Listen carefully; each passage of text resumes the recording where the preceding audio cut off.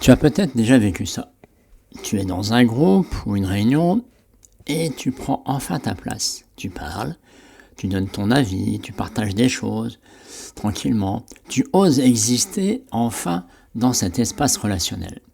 Et au lieu de te sentir bien, tu sais, de te dire « Ah ouais, c'est top, j'ai réussi à parler sans trop me soucier du regard des autres. » Là, tu as subitement une sensation étrange qui arrive. Une gêne, une crispation accompagnée d'une voix intérieure et son flot de questions qui reflètent le match. Un peu ces questions-là, par exemple, est-ce que j'en ai trop fait? Est-ce que j'ai coupé l'élan du groupe? Est-ce que j'ai dérangé? Est-ce que j'ai créé un malaise? Et est-ce que j'aurais mieux fait de me taire? C'est étrange parce qu'en fait, en regardant l'extérieur, il s'est souvent rien passé. Mais à l'intérieur de toi, c'est comme si ta présence venait déclencher une alarme. Un peu comme si prendre sa place avait laissé une trace interdite dans le salon. Un truc qu'il fallait pas dire. Et, voilà. Et dans cet épisode, justement, j'ai envie de te parler de cette culpabilité qui peut arriver après avoir osé prendre sa place, même si au final, t'as rien fait de mal. Mais peut-être qu'en fait, une partie de toi a appris depuis longtemps qu'exister un peu pouvait déranger beaucoup. Alors bonjour, je suis Patrice et tu écoutes Du silence à la présence, le podcast qui explore ce qui se passe en nous quand le regard des autres nous fait perdre notre naturel, retenir notre parole ou jouer un personnage qui ne nous ressemble pas du tout. Et comment retrouver peu à peu une présence plus libre et une parole plus vraie. Alors, quand on parle de prendre sa place, c'est vrai qu'on imagine souvent un moment lumineux avec les spots, on t'applaudit. Non. On se voit aussi parler avec calme, donner son avis, poser sa voix, être bien ancré, tranquille, solide, un peu comme dans les films.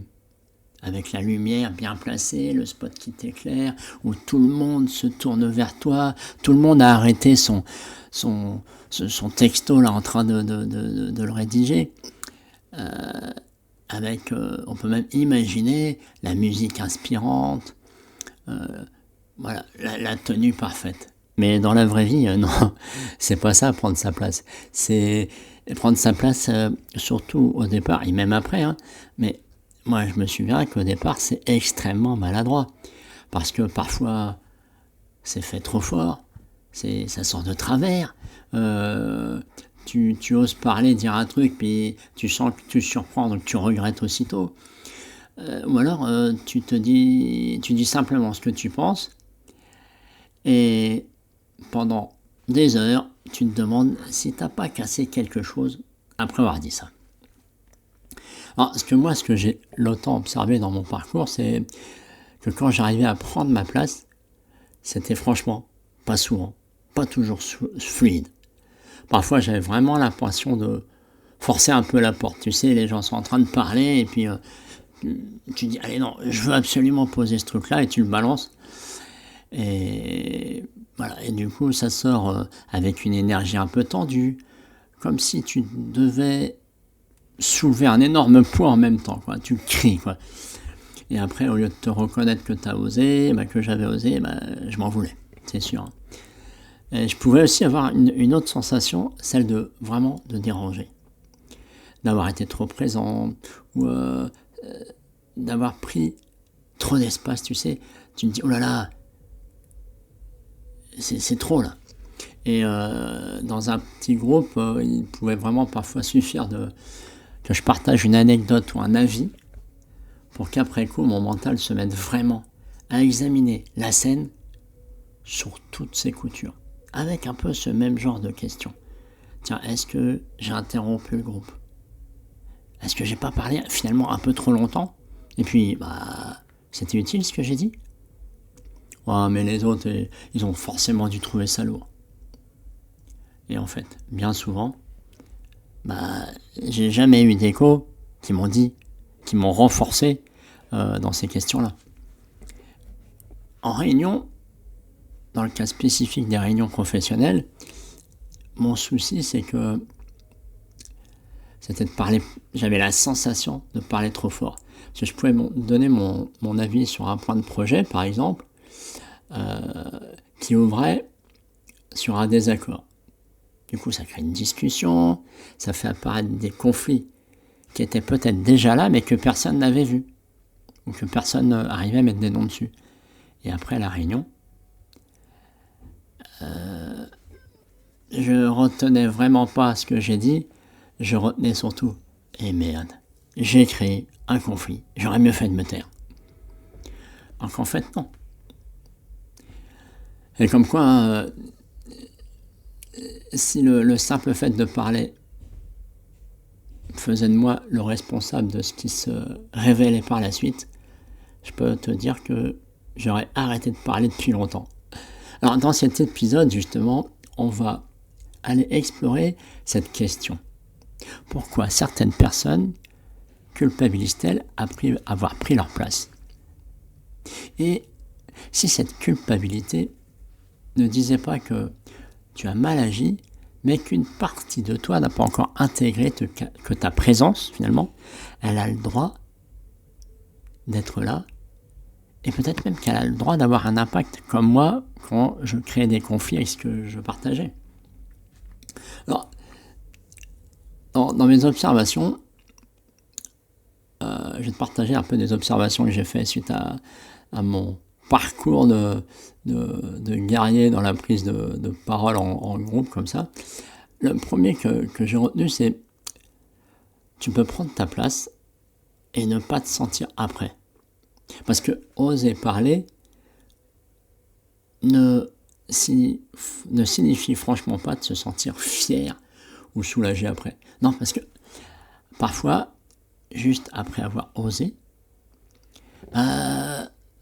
tu te rends compte que le corps reste tendu, tu restes crispé, que ton mental, il commence à chercher toutes les failles, tout ce qui aurait pu mal se passer. Et c'est là que la culpabilité arrive même quand personne t'a reproché quoi que ce soit. Déjà. Et parce que souvent, il n'y a aucun signe extérieur de problème. Personne t'a critiqué, personne t'a rejeté, mais c'est à l'intérieur de toi que tu te comportes comme un tribunal qui venait de commettre une faute irréparable. Alors, il y a aussi ce truc de ne pas confondre impact et dérangement. Non, parce qu'en fait, quand ta parole change le rythme d'un échange, forcément, ça ouvre une discussion dans une autre ambiance. Ça fait réagir peut-être. Et tu peux croire que tu as dérangé à ce moment-là. Mais non. C'est simplement que tu es venu avec ton énergie sans pour autant bousculer. Parce qu'avoir un impact ne veut pas dire forcément avoir trop pris sa place. Avoir un impact, c'est simplement parfois être là, physiquement. C'est parfois poser le mot ou la phrase qu'il faut, juste pile poil au bon moment. Et c'est tout. Tu peux dire qu'une phrase dans toute la soirée, et c'est ça qu'on retiendra. C'est pas celui qui parle le plus qu'on retient. Alors, il y a aussi ce truc que quand tu as longtemps été discret. Moi j'étais timide, réservé, introverti, j'avais cette attitude d'introverti. Alors forcément, quand tu te mets dans ta présence, ta présence justement peut sembler brutale. Pourquoi ? Parce que si tu as appris à être doux, agréable, sympa ou effacé, quand tu vas vouloir parler devant les autres, même s'il n'y a que 2 personnes, ça peut te paraître énorme. Alors que pour les autres, ça peut être simplement, ok, il parle quoi. Mais pour toi, c'est comme si tu rentrais dans une pièce bondée en criant, en chantant, avec une fanfare. Alors qu'en fait, non. C'est parce que t'as pas encore l'habitude. Ton cerveau, il se dit, ouh là là là là là là. Là, j'étais trop brutal. Et le truc, justement, qui suit, c'est prendre sa place maladroitement. Ça fait partie du game. Ça fait partie de ton retour à soi. De ce retour à soi, de reprendre son pouvoir. Tu t'es pas... Si je prends l'exemple des chanteurs, moi même quand j'étais musicien, au départ, t'es maladroit, tu fais des erreurs. Mais après, ça devient naturel parce que quand une parole a été longtemps retenue parce que tu n'osais pas ou parce que ça te faisait peur, elle sort pas toujours très bien accordée. Hein. C'est comme si tu fais de la guitare ou de la basse, ça fait un mois que tu l'as pas sortie et tu vas faire un concert ou une prestation sans l'accorder. C'est exactement la même chose. Ta voix à ce moment-là, elle peut sortir dans tous les sens, trop aiguë, trop forte, un peu en vrac, avec des E, des machins, des erreurs, tu peux bafouiller. Mais c'est simplement que ta voix, justement, elle est trop pressée de sortir. Elle est trop pressée, en même temps pas pressée. Et du coup, elle a besoin de silence. Elle a besoin d'espace pour respirer, ta voix. Alors qu'en fait, quand on est stressé, on balance le truc et puis on se dépêche de partir parce que c'est fini. Et puis hop, voilà, on a tout balancé. Mais tu respires où là? Alors, ta culpabilité aussi, moi, ce que j'ai observé, c'est qu'elle peut aussi venir d'une vieille association entre présence et danger. Parce que il y a une partie de toi qui a peut-être appris que se montrer pouvait provoquer des réactions, des jugements, des moqueries, du rejet, du conflit, et t'a fait vivre de l'humiliation ou de la honte. Alors du coup, aujourd'hui, dans la même situation de départ, ton système te dit attention là, si tu continues à vouloir parler, rappelle-toi ce qui s'est passé la dernière fois. Donc tu vas prendre ça pour un danger. Donc ça va être compliqué. Donc tu vas culpabiliser. Alors, en fait, des fois, c'est vrai que tu es dans un groupe de personnes que tu connais bien, tu t'entends bien, et à des fois, tu racontes une anecdote, et ta parole, tu as l'impression qu'elle va casser le rythme, qu'elle casse le rythme même. Et en fait, c'est quand tu prends quelque chose, quand tu prends un peu de temps après coup, que tu repenses à l'échange, et c'est là que ton cerveau, il se dit, regarde, t'as vu là le silence qu'il y a eu après quand t'as parlé? Il y avait vraiment un malaise. Hein. Ça a cassé le truc. Hein. Alors qu'en fait, non. Les gens, ils étaient peut-être simplement en train de digérer ce que tu venais de dire, ou ils étaient simplement dans leurs pensées. Ah là là, c'est compliqué des fois de vouloir prendre la parole quand t'as vraiment pas l'habitude. Ça me fait penser aussi, je te parlais de mon expérience de conflit. C'est ça, c'est qu'en réunion, tu peux te sentir responsable d'un conflit ou d'un malaise que ta participation a révélé. Alors, ce que je te disais tout à l'heure, c'est t'es là, on te demande ton avis, ou tu donnes ton avis, et tu peux aussi savoir que ce que tu vas dire va lever un point de désaccord, un point de conflit, parce que tu sais qu'il y a des tensions sur ce sujet-là. Mais tu sais que ça doit être dit aussi. Et moi, j'étais chef de projet, mon rôle, c'était de le dire. Et donc, là, parfois, tu as l'impression que quand tu as dit ce que tu as dit, et que tu as ouvert la porte au dragon et que tout va exploser. C'est un peu ça, quoi. Donc tu restes assis dans ton coin, tu te fais tout petit, genre tu t'excuses presque d'avoir causé ça, quoi. Et ça rejoint le point d'après, justement, c'est que tu peux typiquement t'excuser intérieurement d'avoir existé un peu plus fort. C'est ça, en fait. C'est que même si tu dis pas pardon, tu peux ressentir cette forme d'excuse intérieure en te disant ah, je suis vraiment désolé d'avoir dit ça, ou je suis vraiment désolé d'avoir participé. Même si tu le dis pas, tu vas le penser. Et c'est comme si, en fait, ton moi intérieur, il devait compenser ce que tu as osé par ce manque de légitimité d'avoir pris ta place. Donc tu t'excuses. Ouais, en gros, tu te dis, j'étais pas légitime de prendre ma place, je suis désolé. Je suis désolé. Et du coup, en cultivant cette culpabilité-là, ça peut t'encourager à te réduire en silence à nouveau. Ben oui, parce que si à chaque fois, tu te laisses envahir, à chaque fois que tu as parlé un petit peu, que tu as réussi à parler, et ben, si tu éprouves cette gêne, inconsciemment, tu peux te faire une promesse de ne pas recommencer la prochaine fois, parce que ça t'a mis mal à l'aise. Donc, petit à petit, tu vas retourner vers une présence beaucoup plus contrôlante, et ça va être plus compliqué pour toi. Mais alors, le vrai sujet, si ce n'était pas de prendre toute la place. Non, parce que on t'a dit de prendre ta place. On n'a pas dit de prendre la place. On n'a pas dit qu'il fallait t'imposer en écrasant tout le monde.